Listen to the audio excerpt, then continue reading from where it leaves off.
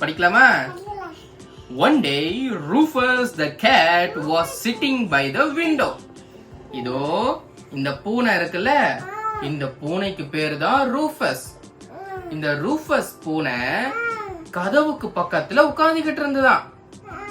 He heard a noise on the roof. மேல ஏதோ ஒரு சத்தம் கேட்டுச்சாம். He went up to see what was causing the noise. அந்த பூனை குடுகுடுன்னு மேல போய் எதனால அந்த சத்தத்தை வருது அப்படின்னு பார்க்க போச்சாம். It was a little hare. Little hareனா என்னது?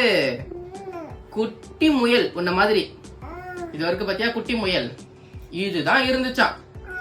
It was sobbing away. அழுதுகிட்டே இருந்துச்சாம். இந்த குட்டி முயல் அழுதுகிட்டே இருந்துச்சாம். உடனே What happened, little one? asked Rufus. இந்த பூனை இந்த குட்டி முயலை பார்த்து என்ன ஆச்சு, ஏன் அழுகுறன்னு கேட்டுச்சான். அதுக்கு அந்த குட்டி முயல் என்ன சொல்லிச்சு? I saw a pretty butterfly. I chased it. I then lost my way and reached here. I don't know my way back home, cried the hare. என்ன சொல்லிருக்கு? நான் ஒரு அழகான பட்டாம்பூச்சிய பார்த்தேன், அது துரத்திக்கிட்டே வந்தேன், துரத்திக்கிட்டு வந்ததுல வழி மறந்துட்டு இங்க வந்து நின்னுட்டேன். இப்ப வீட்டுக்கு போறதுக்கு எனக்கு வழி தெரியலன்னு சொல்லி அந்த முயல் குட்டி அழுதுச்சான். உடனே Don't worry, come here, hold my tail. I will help you find your way back home, said Rufus.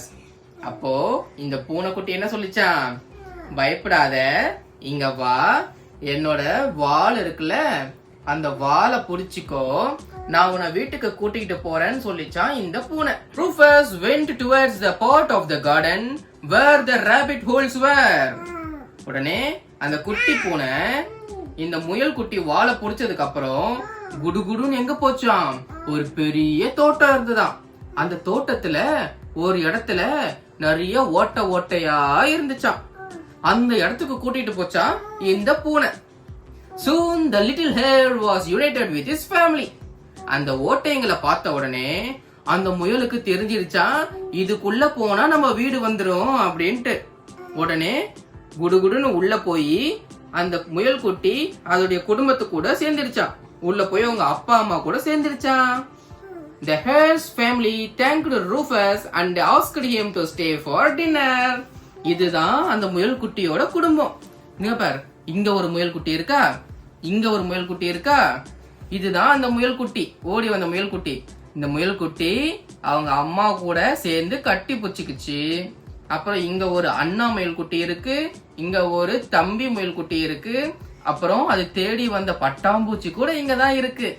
அது போக அந்த முயல் குட்டிய கூட்டிட்டு வந்துச்சுல பூனை, அந்த பூனையும் இங்க இருக்கு. எல்லாரும் சேர்ந்து டின்னர் சாப்பிடலாம் அப்படின்னு சொன்னாங்களாம்.